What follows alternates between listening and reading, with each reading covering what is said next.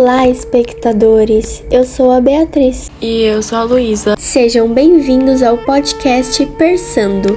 Hoje nós vamos falar sobre os grandes persas, junto com as especialistas Carolina Yumi e Yasmin Mello. Bom dia, pessoal! Eu sou a Carolina e sou professora de História na USP.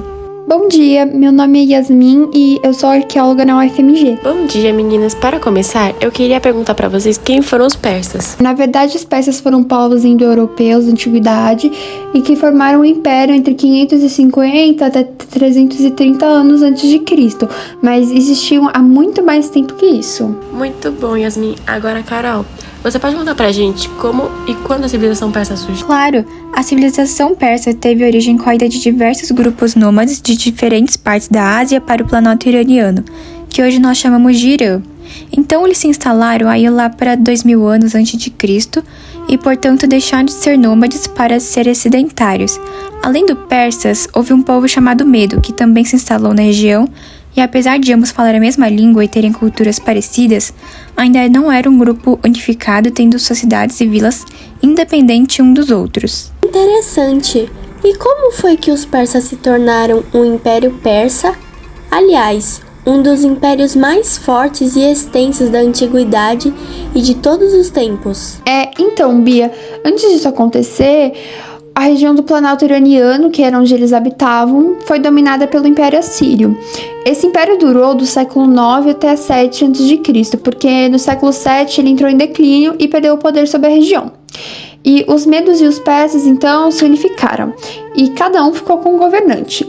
Círio, o Grande, foi o rei dos persas, e mais aproximadamente em 550 anos antes de Cristo, o Ciro conquistou o reino dos Medos em uma guerra, e a partir daí conseguiu se expandir por todo o planalto iraniano e parte do Egito. Algumas conquistas foram pacíficas, porque foram feitas campanhas militares que conquistaram os povos da região. Esse período foi o que deu início ao Império Persa. Sim, mas o ápice mesmo de crescimento do império foi durante o governo de Dário I, que era o sucessor de Círio II. Esse homem conseguiu conquistar regiões hoje conhecidas como o norte da Índia e da Trácia. Para você ter uma noção, o tamanho máximo do império chega a 8,5 milhões de quilômetros quadrados, praticamente um Brasil inteiro. E para conseguir sustentar um império desse tamanho, como eles se organizavam? O império foi dividido em 20 satrapias, um tipo de província instituída por Dário, onde cada uma delas era governada por uma sátrapa, escolhido pelo imperador. Além disso, foram criadas mais 4 capitais, além de Parsargada, onde havia palácios em que os governantes podiam morar em determinadas épocas do ano, e o imperador, num sistema de governo itinerante, devia se deslocar de uma região a outra para administrar o seu território. Essa divisão permitiu que o império fosse mais flexível e centralizado, até porque havia muitos povos diferentes juntos. Inclusive, é importante citar que os persas foram diferenciados por respeitarem a religião dos outros e incorporar traços culturais dos povos que conquistavam. Entendi. E o exército, como era organizado? Os exércitos eram chamados de mortais porque eles eram organizados em 10.000 homens, divididos em grupos de 1.000, onde cada grupo tinha um comandante, e quem morresse na guerra era imediatamente substituído por outro, fazendo com que o número de homens sempre fosse 10.000.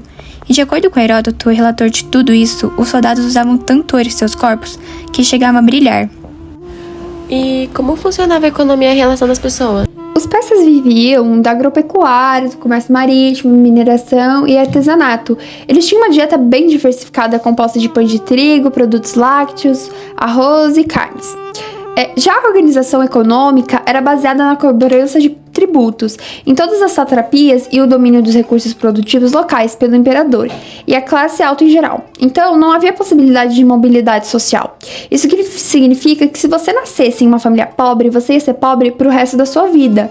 Além disso, eles possuíam uma moeda própria chamada dárico, que era garantida pelo cunho real e era feita de ouro ou prata. Essa moeda era utilizada para fazer trocas e negócios em todo o Império Persa. Muito obrigada, Yasmin. Agora nós vamos falar sobre a religião persa. Como era o nome dela mesmo?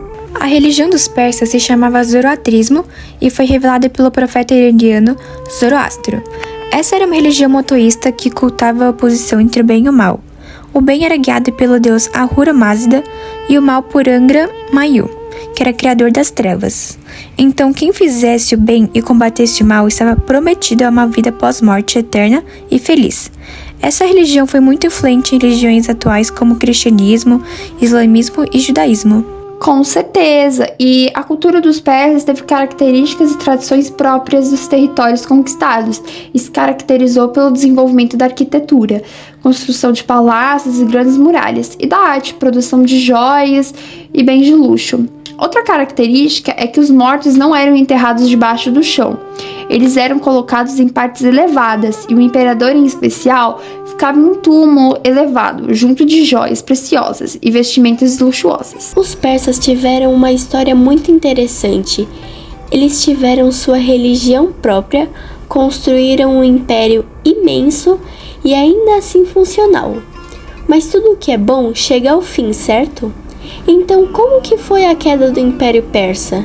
Retomando o que a gente falou um tempinho atrás, o Império alcançou seu ápice no governo de Dário I. Mas ele, não satisfeito com isso, ainda queria conquistar a Grécia por conta de suas estratégias rotas comerciais marítimas. Então ele destravou as primeiras guerras médicas. Porém, seu exército saiu perdedor, porque a guerra aconteceu no mar, e os atenienses atacaram com flechas e os persas não conseguiram revidar igualmente. Essa guerra aconteceu entre 499 e 449 a.C. Depois da morte de Dário I, seu filho assumiu o poder e destravou as segundas guerras médicas, onde saiu perdedor. Após essas sucessivas derrotas combinadas com revoltas interiores do império, ele entrou em declínio. Esse fator contribuiu para que o território fosse invadido e dominado por Alexandre o Grande, que no momento estava no comando da Grécia. O Império Persa chegou ao fim então em 331 a.C., depois de 3 batalhas com as tropas de Alexandre o Grande. E é isso então, gente. Eu adorei falar sobre os persas hoje, mas infelizmente nós vamos encerrando os persando por aqui. Eu queria agradecer a nossa convidada e os nossos espectadores de hoje. Até a próxima. Tchau!